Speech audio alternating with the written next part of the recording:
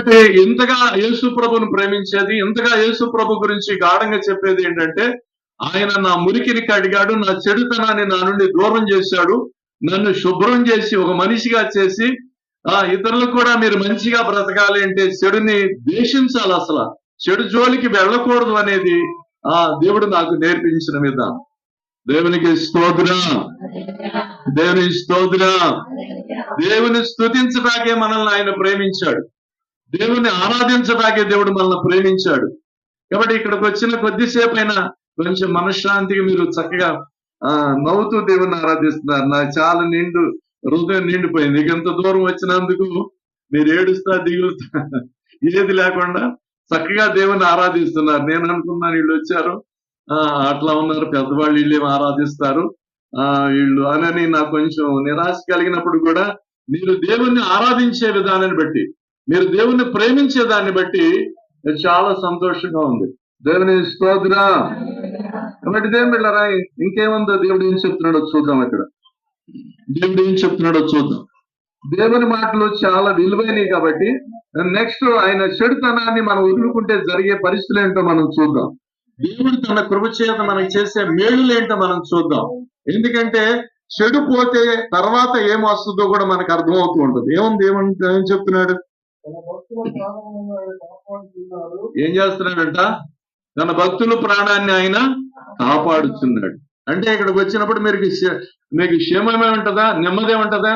దేవుడు మిమ్మల్ని కాపాడుతాడా?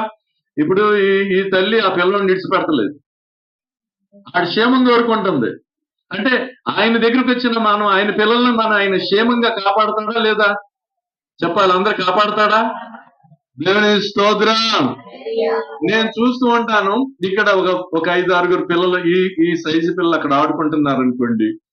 ఆడుకుంటున్నప్పుడు కూడా దేవునికి ఎంత ప్రేమ అంటే మనం ఎంతగా మనల్ని కాపాడుతాడంటే, అక్కడ ఈ పిల్లోడు కానీ కొంచెం కీమని ఏడ్చాడు అనుకోండి, తల్లికి అర్థమైపోద్ది నా పిల్లోడికి ఏదో ప్రాబ్లం వచ్చింది, నా పిల్లోడికి ఏదో కష్టం వచ్చింది, నా పిల్లోడికి ఏదో ఇబ్బంది వచ్చింది. రివ్వుని వెళ్ళి ఏం చేస్తా? ఆ పిల్లోడిని కాపాడుద్ది. చెప్పండి, తన భక్తుల ప్రాణాన్ని ఆయన కాపాడువాడు.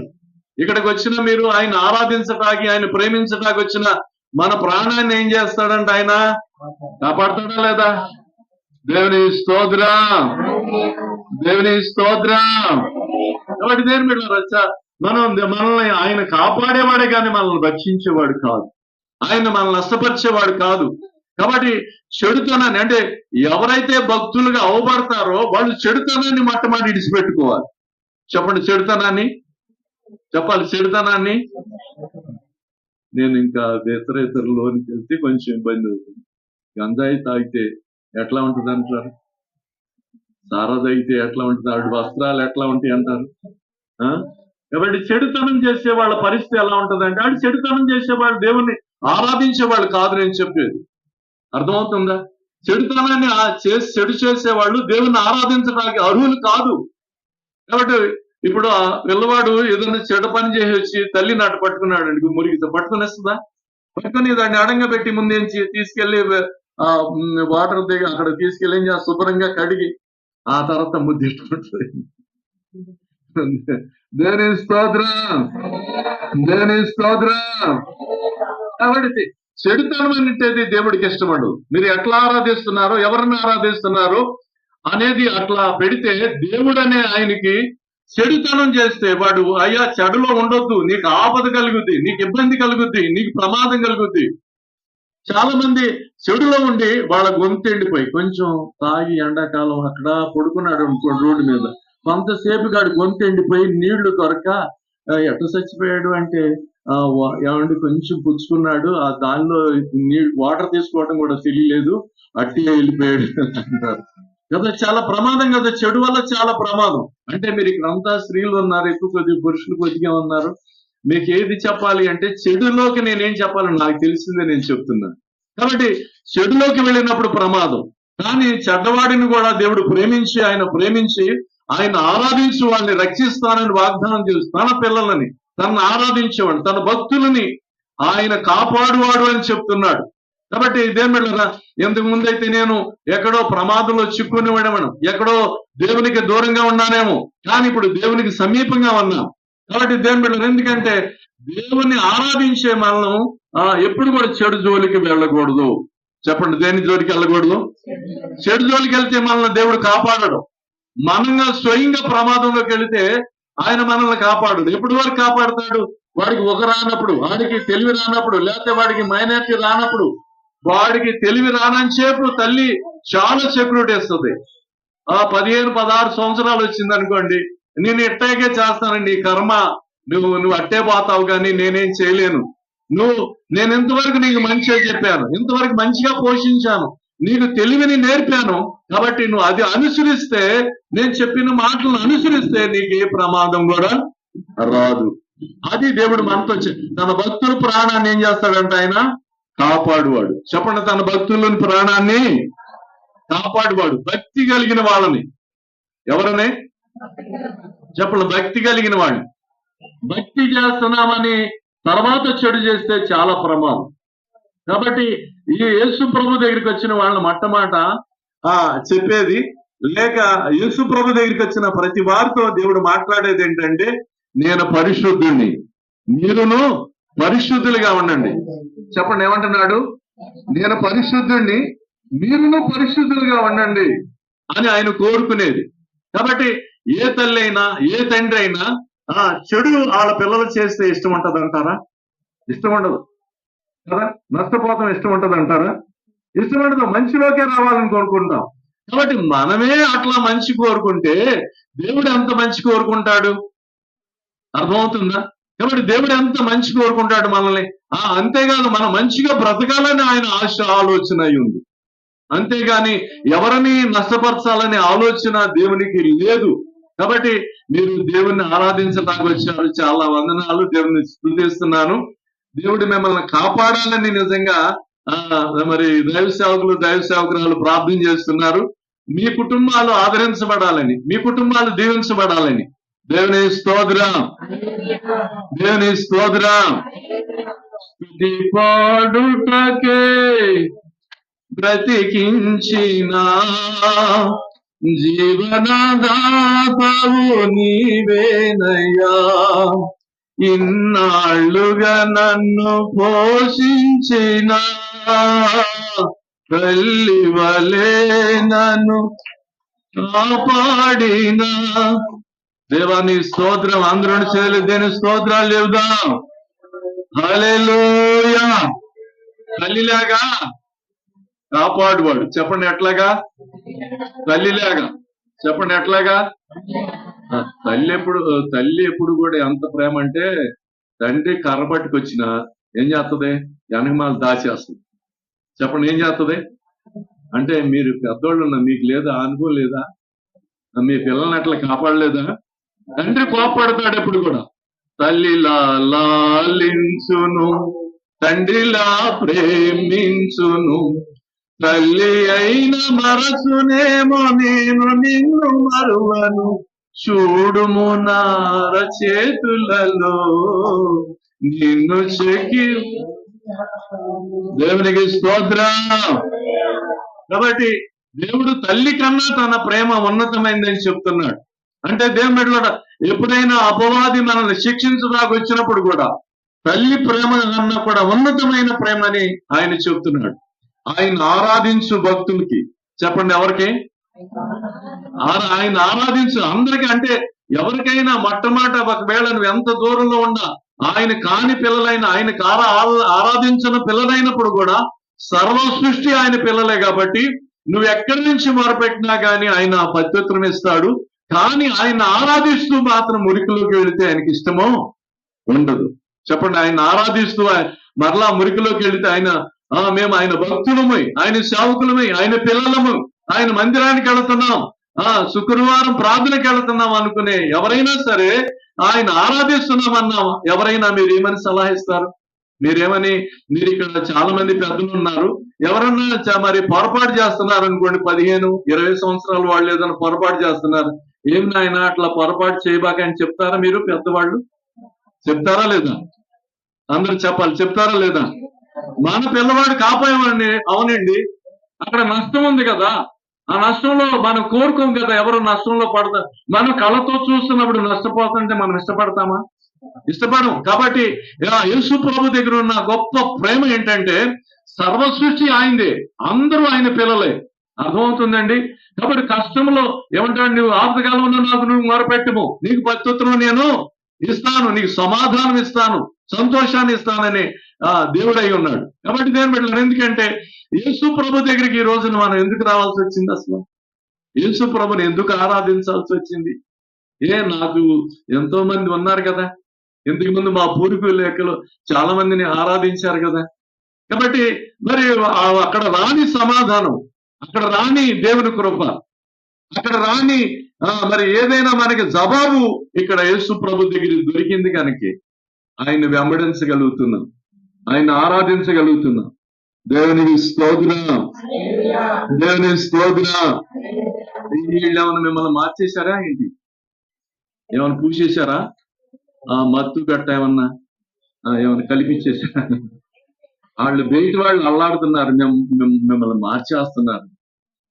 అర్థమవుతుంది. బయట వాళ్ళు కొంతమంది వాళ్ళ బాధ కాదు. మనకేమో యేసయ్య కనికరించాడు, ఆయన ప్రేమను చూపించాడు, తల్లిలాగా మనల్ని దగ్గరికి తీశాడు, మనకు సహాయం చేశాడు. అర్థమవుతుందండి. నేను ఒక పక్క హిందువు అయిన వాడిని, నేను యేసు ప్రభుని నమ్మటానికి ఎవరో డబ్బులు ఇచ్చారని కాదు, ఎవరో మత్తు మందు చల్లారని కాదు, నా మురికి జీవితాన్ని, నా పనికి రాని వ్యర్థమైన బ్రతుకుని నన్ను కడిగి ఆయన చక్కగా ఆయన ఒక మనిషిగా చేశాడు. నన్ను చెప్పండి, ఏం చేశాడు? ఒక మనిషిగా చేశాడు. అందుచేత ఆయన చేసిన మేలు అన్ని, ఎన్ని డబ్బులు ఇచ్చినా బ్రాందీ తాగటం మానలేమండి, ఎన్ని డబ్బులు ఇచ్చినా గంజాయి తాగటం మానలేము, ఎన్ని డబ్బులు ఇచ్చినా చెడు, అది నువ్వు ఎంత డబ్బులు అన్నాయివ్వండి, ఎన్ని అన్నాయివ్వండి, అది మనం చెడు వదులుకోగలుగుతామంటారా? చెడును అసహించుకోగలుగుతామంటారా? డబ్బులు ఇస్తే వదిలిపెడతారంటారా? అది అసాధ్యము. కాబట్టి నా జీవితంలో నా యేసయ్య నాకు చేసిన గొప్ప ఉపకారం ఏంటంటే ఆయన నన్ను, అయ్యా ఇది చేస్తే నీకు మంచిది కాదురా అని చెప్పాడు. అర్థమవుతుందండి. ఏం చెప్పాడు? ఇది చేస్తే నీకు లాభం రాదు, ఇది చేస్తే నీ కుటుంబం శుభ్రంగా ఉండదు అని చెప్పి నాతో చెప్పాడు. దేవుని స్తోత్రం, దేవుని స్తోత్రం. అంటే నేను తాగి, ఇంతకు ముందు తాగి ఈ తల్లి వయసు ఉన్నప్పుడు, తన భర్త ఎంత వయసు ఉందో లేదు, చిన్నపిల్లలు, ఆ వయసు అప్పుడు నేను తాగి మెడలో మంగళసూత్రం తీసుకెళ్లి శుభ్రంగా సారా తాగి, చెప్పండి, పూర్వం యేసు ప్రభు నమ్మకం ముందు భయంకరమైన పరిస్థితుల్లో ఉన్నప్పుడు, ఎవరో ఆదుకోలేని పరిస్థితులు, తాగి పడిపోయే పరిస్థితులు, చెడు అంటే మంచి అంటే తెలియని పరిస్థితుల్లో, దేవుని బిడ్డలారా, ఎందుకు నేను ఒక భక్తుడిని? చెప్పండి, నేను కూడా ఇంతకు ముందు ఒక భక్తుడిని. ఏ భక్తుడు అంటే ఆంజీ భక్తుడిని. అర్థమైంది? ఆ భక్తుడు. రాముడికి దండం పెట్టను, ఆంజనేయుడిగా అదొక పిచ్చి, అదొక రకమైన. కానీ ఆయన తలిస్తే బలం కలిగినోడు అంట. సారాన్ని మాత్రం విడిపించలేదు నన్ను, వచ్చిన గొడవ అది. ఆంజనేయుడు తలుచుకుంటే ఎందుకు, చాలా బలం కలిగిన, బాగా బలం కలిగిన వాడికి అది తలుచుకుంటే చాలు అన్ని దెయ్యాలు పోతాయి. ఏ దెయ్యం సారా దెయ్యం పట్టింది, అమ్మాయి దెయ్యం పట్టింది, గంధాయి దెయ్యం పట్టింది, చాలా దెయ్యాలు బట్టి నన్ను పీడించి నాకు శాంతి అంటూ నెమ్మదంటూ లేదు. అర్థమవుతుందా? అంటే ఆయన భక్తులు, ఆయన సేవకులైన వారిని కాపాడతానని ఇక్కడ రాశాడు. లేఖనంలో రాసింది ఏంటంటే ఆయన సేవకులను ఆయన కాపాడతాడు, ఆయన భక్తులను ఆయన కాపాడతాడని రాశాడు. చదువు అమ్మ, ఇంకా ముందు కొంచెం చదవండి ఎవరన్నా. దేవుని స్తోత్రం చెప్దాం. అందరూ చేతులేదు, దేవుని స్తోత్రం చెప్దాం. అందరూ చేతులెత్తి కొంచెం అది ఇక్కడికి కొంచెం లేపండి, పరిపూర్ణంగా లేపండి, మాట పండి. దేవుని స్తోత్రం, దేవుని స్తోత్రం. నేను పల్లెటూరులో చేస్తున్నా దేవుని పని, దించేయండి సార్, మళ్ళీ నొప్పి పడుతుంది చేతులు. నేను పల్లెటూరులో చేస్తుంటే అక్కడ పూల పంట, నేను ఆంధ్రప్రదేశ్ లో గుంటూరు దగ్గర పూల పంట, అన్ని పూలు చేయాలి. వాళ్ళ తెరలాలు అయితే ఇక్కడికి ఎక్స్పోర్ట్ రావాలన్నా అక్కడ కోసి మీకు పంపిస్తేనే ఇక్కడికి వస్తాయి. వాళ్ళు లైట్ తీయటం ఆల్చి వెళ్ళిపోతారు చాలా మంది. వాళ్ళు కొంచెం దేవుని స్తుతించండి అంటే అప్పుడు దాకా పూలు కోసి చేయిలో కొట్టి చెయ్యిలు అప్పలేదు. మీరేమైనా పని చేసి వచ్చారా? ఏం లేదుగా. మనం అందరం ఫ్రీగా దేవుని స్తుతించవచ్చు కదా ఏ తల్లి, అంతేనా? ఫ్రీగా దేవుని స్తుతి అందరం ఏకీపిద్దాం. అంటే చేతులు ఎత్తట విజయం. చేతులు ఎత్తితే మీరు ఏదైతే విజయం పొందలేకపోతున్నారో అది విజయం పొందగలుగుతారు. చేతులు ఎత్తటంలో ఉన్న గొప్పతనం ఏంటంటే మీరు ఎప్పుడైతే చేతులు ఎత్తుతారో అప్పుడు దేవుని కార్యం మనం చూడగలుగుతూ ఉంటాం. సరే చూడండి ఏమని ఉంది, ఇంకా ఏమంటున్నాడు?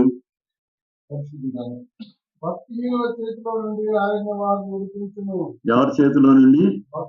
భక్తిహీనుల చేతిలో నుండి ఆయన మనల్ని విడిపించు. ఎవరి చేతిలో నుండి? భక్తిహీనుడు చాలా మందికి నష్టం కలగజేస్తాడండి. భక్తిహీనుడి వల్ల చాలా ఇబ్బంది కలుగుతాయి. ఎందుకంటే అది భక్తి అనే ముసుగులో భక్తిహీనులు అంటే ఎట్లా ఉందంటే దాన్ని భక్తి ముందు జోడు చేసి దాంట్లో హీనత కలిగి ఉంది. భక్తిహీనులు అని రాశాడు కదా. ఈ భక్తిహీనులు కొంత మనకి చాలా ప్రమాదం కలగజేస్తారు, ఇబ్బంది కలగజేస్తారు. ఇప్పుడు మనం రోడ్డు మీద ఇప్పుడు కొంతమంది యేసు ప్రభుని మీరు ప్రకటించవద్దు, యేసు ప్రభుని ఆరాధించవద్దు అనేవాళ్ళు బ్రాందీ షాపులు తీసేయలేరు. మనకి మేలు కలిగేది ఏమి చేయరు. భక్తిహీనులు చేసే పని. యేసయ్యని ఎందుకు ఆరాధించాలి? యేసయ్య దగ్గరికి వెళ్తే మేలు జరుగుద్ది అని నేను చెప్తున్నాను. యేసయ్య దగ్గరికి వస్తే నన్ను విడిపించాడు అని చెప్తున్నాను. నా కుటుంబం చాలా క్షేమంగా నెమ్మదిగా దేవుడు ఉంచాడని చెప్తున్నాను. భక్తిహీనులు ఏం చెప్తారంటే అక్కడికి ఎందుకు వెళ్ళాలి అని చెప్తారు. చూసారా? వాళ్ళు మీ కుటుంబాలకు నష్టం కలిగే ఆ బ్రాందీ షాపులు తీసేయలేరు, లేక వేసి వాళ్ళు ఆ కుటుంబాలు తీసేయలేరు, లేక రోడ్డు పక్కన ఉన్న పడుకొని బాధపడే వాళ్ళకి ఏదైనా ఉపకారం చేద్దామని వాళ్ళు ఇష్టపడరు. భక్తిహీనుల వల్ల మనకు నష్టం కలుగుద్ది, భక్తిహీనులు మనల్ని బాధపరుస్తారు అని చెప్పి పరిశుద్ధాత్ముడు రాస్తున్నాడు. కాబట్టి ఆ భక్తి కలిగిన వాడు ఏం చేస్తాడు? జాలి వస్తుంది. చెప్పండి, భక్తి కలిగిన వాడికి జాలి వస్తుంది. రోడ్డు పక్కన ఎవడన్నా పడుకుంటే వీడు ఏంటంటే ఎట్లా పడిపోయాడు, అర్థమవుతుందా? ఏమంటే మన ఇండియన్ గవర్నమెంట్ నడిపించలేని అనాథ హాస్టల్, క్రిస్టియన్స్ హాస్టల్ నడుస్తున్నాయి. వాళ్ళకి మరి పనికి మాలి గవర్నమెంట్ అక్కడెక్కడో వచ్చింది, ఇక్కడ కాదు. మళ్ళీ మీరు ఎవరన్నా అది పాడు. వాళ్ళు ఈ అనాథ హాస్టల్ మూసేయాలి.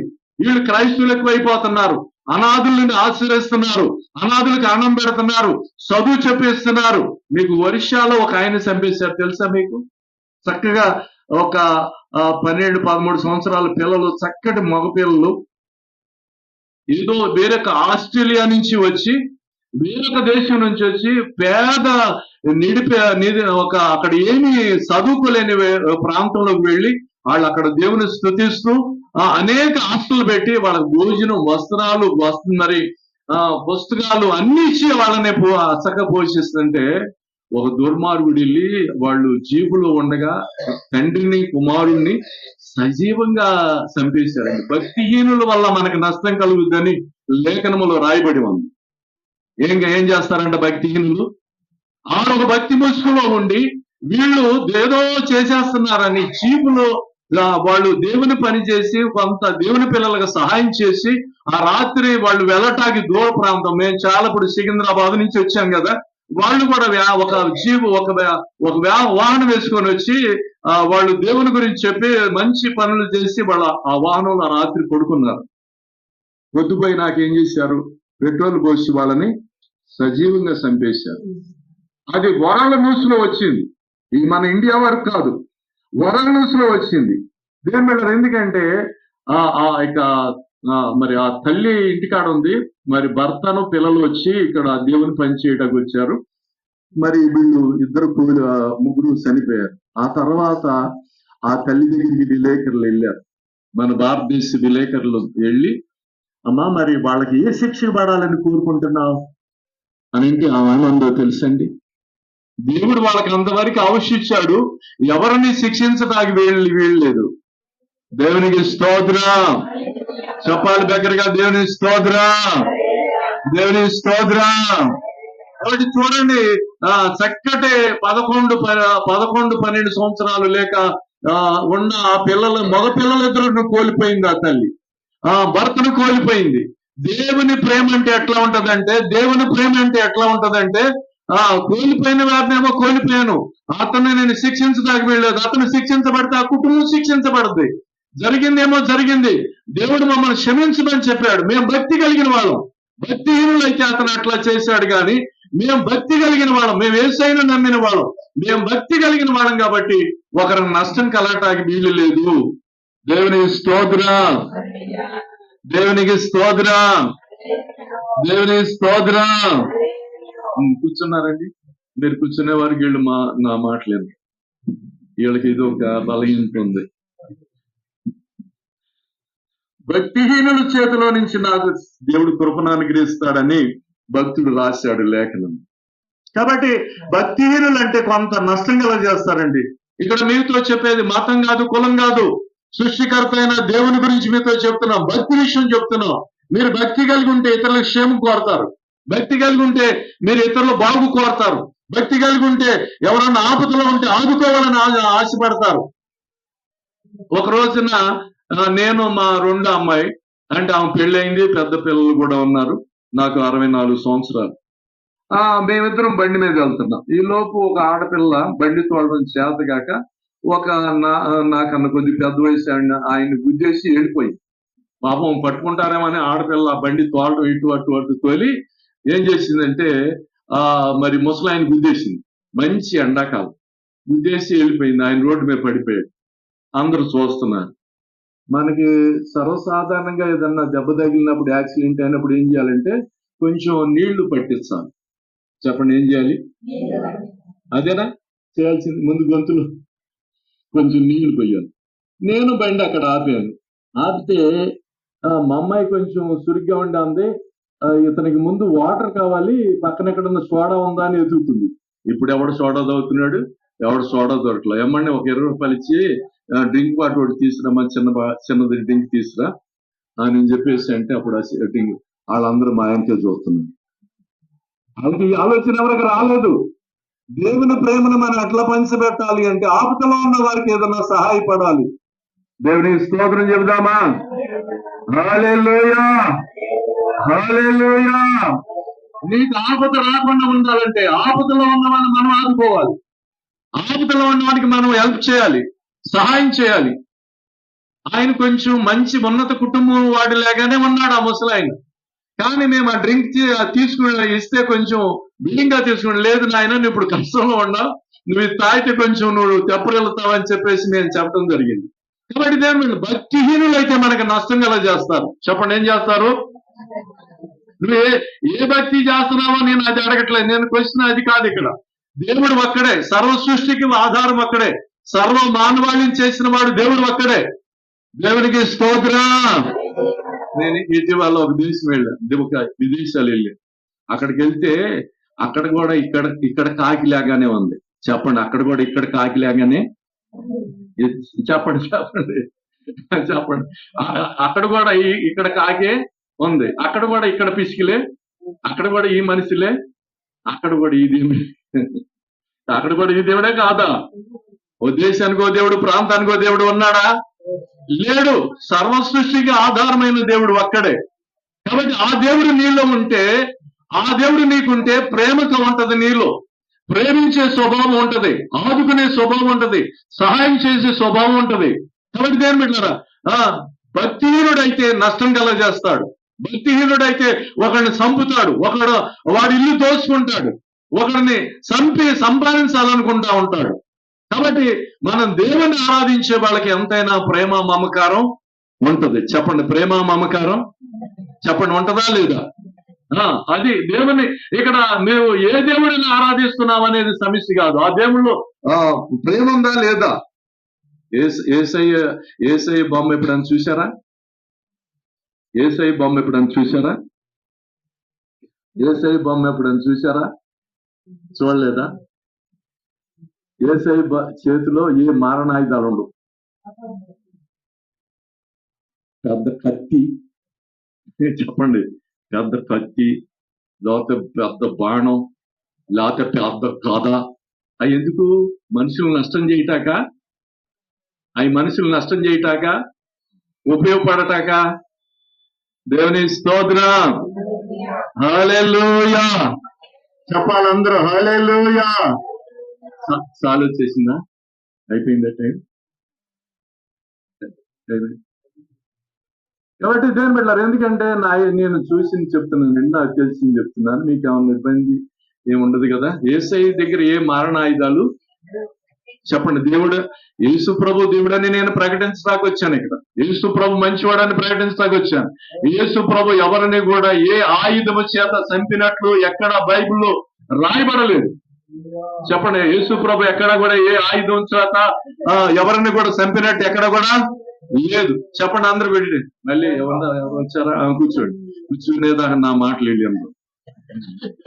నువ్వు కాదు తల్లి, ఇక్కడ కొంతమంది ఉంటారు, నువ్వు కరెక్ట్గా రిసీవ్ అవుతుంది, నీ మైండ్ నాకు ఇదవుతుంది, నేను అందరినీ పరిగణలో తీసుకోవాలి. నేను సేవకుడిని కదా. దేవుని స్తోత్రాలు చేద్దాం, దేవుని స్తోత్రాలు చేద్దాం. కాబట్టి యేసు ప్రభు ఎక్కడ మారణాయుధాలుగా కనపడలేదు, ఎక్కడ కూడా లేఖనములు అట్లాంటివి ఏమి రాయలేదు.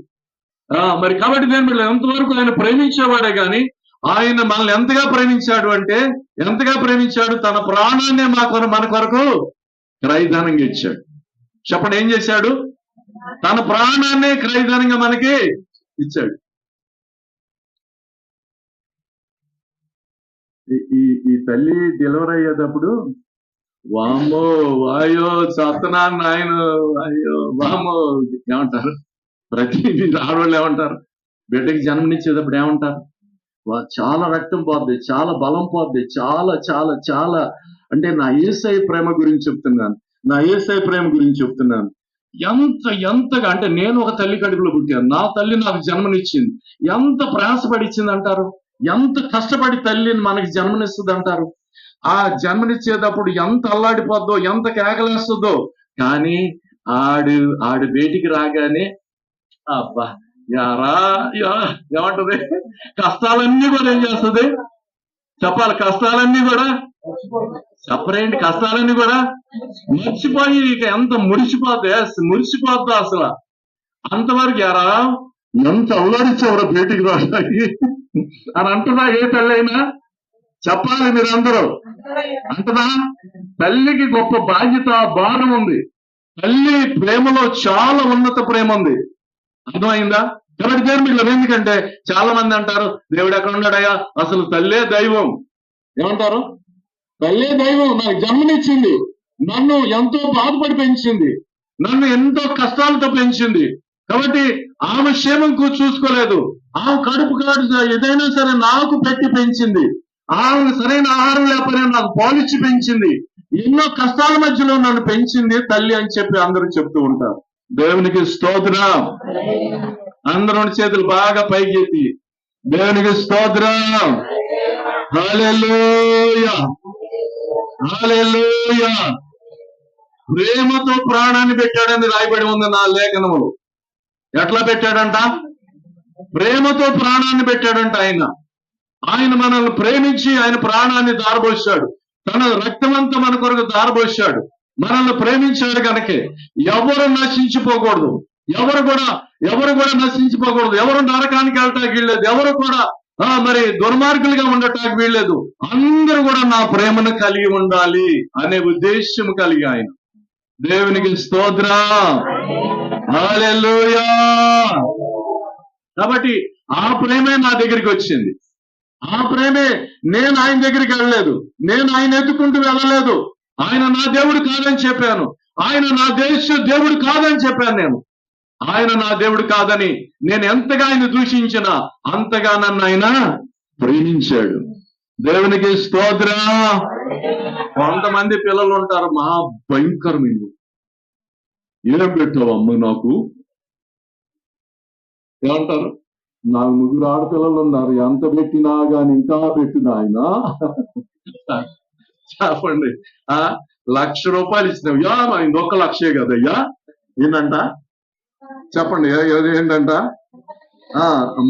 మన స్వభావం ఎట్లాంటిదంటే, దేవుడు మనకి ఎంత పెట్టినా, మనల్ని దేవుడు ఎంత కాపాడినా, మనకి ఎంత సహాయం చేసినా, ఎన్ని మేలు చేసినా, తల్లి ఎంత కష్టపడి పెంచినా గాని, అంటే దేవుడు మన కొరకు ఎంత శ్రమ పడ్డాడంటే ఆ పరలోక రాజ్యాన్ని విడిచిపెట్టకూడని ఆ మహామహిమను కోటాని కోట దూతలు పనివారు 24 పెద్దలు కెరీబులు షెరీబుల మధ్యలో పరిశుద్ధుడు అని నిత్యము పోరాడుతున్న ఆ మహనీయుడు అంతటి గొప్ప దేవుడు ఎక్కడికి వచ్చాడు సత్రములో స్థలము లేనందున పశువుల పాకలో ఆయన పవళించెను. చెప్పండి, ఎక్కడ?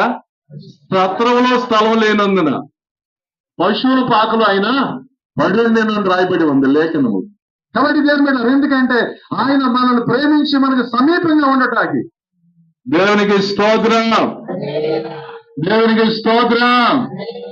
యేసు ప్రభు పుట్టగానే అక్కడ కౌంటర్ పెట్టి స్పెషల్ దర్శనం అయితే మీకు 100 రూపాయలు. అందరు ఇటువైపు నా వైపు. యేసు ప్రభు పుట్టగానే అక్కడ కౌంటర్ పెట్టి మీరు అర్జెంట్ గా చూడాలంటే 100 రూపాయలు. సరే, ఎక్కువైపోయిందండి. రెండో ఆప్షన్ 50 రూపాయలు. చెప్పండి, 50 రూపాయలు కూడా కట్టలేమండి. అయితే మూడోది మీరు చాలా సేపు వెయిట్ చేయాలి, 20 రూపాయలు కడితే చాలు అన్నాడా? చెప్పండి, అన్నాడా? గొర్రెల కాపర్లు ఏం చేశారంటే ఫ్రీగా వెళ్ళి వాళ్ళు ఏం చేశారంటే ఆయన దర్శనాన్ని చూడగలిగారు. ఆ పరలోక దూతలు దిగి వచ్చి ఏం చెప్పారంటే, అయ్యా ఇదిగో మీ కొరకు రక్షకుడు ఉదయించాడు, అక్కడ మీ ద్వారాలు తెరవబడి ఉన్నాయి. కాబట్టి దేవుడు మనకి ఎంత అనుకూలత ఇచ్చాడో తెలుసండి. ఇంత అనుకూలత మరి దేనిలో కూడా లేదు. కాబట్టి ఆయన మనల్ని ప్రేమించిన విధానం మీతో నేను చెప్తున్నాను. ఆయన మనకిచ్చిన అవకాశాన్ని నేను చెప్తున్నాను. మీ కుమారుడు ఎప్పుడన్నా మీ గదిలోకి రావాలంటే పర్మిషన్ కావాలా? అందరు ఇక్కడే ఉన్నారా లేదా? ఉన్నారా? అక్కడ అందరూ ఇక్కడే ఉన్నారా? మీ గదిలోకి మీ దగ్గరికి వచ్చి కలవాలంటే మీ కుమార్తె మిమ్మల్ని కలవాలంటే మమ్మీ రావాలా వద్దా అడుగుతారా? మరి యేసయ్య కూడా ఆయన ఎంతగా మనల్ని ప్రేమించాడంటే ఏ అడ్డు మధ్యలో లేదు ఆయనకి మనకి. ఉందా? అడ్డేమన్నా ఉందా? లేదు. ఆయన ప్రేమించు వాళ్ళారా చెడుతనాన్ని అసహించుకోండి. అర్థమవుతుందా? ఎవరైతే నా పిల్లలవుతారో వారిని నేను నిత్యము కాపాడుతానని వాగ్దానం చేస్తూ, అంత మాత్రమే కాదు భక్తిహీనుల వల్ల మీకు అపాయం ఉన్నప్పుడు కూడా మీకు నేను ఒక కాపరిగా యజమానుడిగా మీ చుట్టూ నేను కావలా ఉండి మీకు సహాయం చేయవాడని ఈ రాత్రి మీతో మాట్లాడుతున్నాడు. దేవునికి స్తోత్రం, దేవునికి స్తోత్రం. కాబట్టి మీరు ఎంతో సంతోషం ఈ రీతిగా దేవుని కృపలో మీరందరూ కూడా ప్రార్థనకు వచ్చి చక్కగా దేవుని మేలు పొందుతున్నారు. యేసు ప్రభు మీకు సదాకాలం ప్రతి సమయంలో కూడా మీకు సహాయపడేవాడు, కానీ ఎక్కడ కూడా మీకు నష్టం కలగజేసేవాడు కాదు. మీరు అదివ్వండి ఇదివ్వండి నేను ఆ బలిస్తేనే మీకు దర్శనమిస్తాను, లేకపోతే మీకు ఇది ఇస్తేనే మీకు నేను దర్శనమిస్తానని ఎప్పుడు కూడా ఆయన మాట్లాడేవాడు కాదు. కాబట్టి దేవుడు ఎంత ప్రేమమయుడంటే, ఎంత జాలి కలిగిన వాడంటే ఆ దేవుని దగ్గర రావటానికి మనకి దేవుడు అవకాశం ఇచ్చాడు. చూసారా? అది ఎంతో ధన్యులు. చెప్పండి, ఎంతో ధన్యులు. కాబట్టి నేను ఇదే చెప్తాను. మా బంధువులు, మా స్నేహితులు ఎవరైనా సరే వాళ్ళు అంటారు, ఎంత సంపాదించావు డబ్బులు, ఎంత సంపాదించావంటే, ఎంతకు ముందు అక్కడ పడుకున్నప్పుడు మురికాల్లో పడుకున్నప్పుడు ఇప్పుడు అడగలేదు, అడగటానికి అవకాశం కూడా లేదు కదా. అర్థమవుతుందా?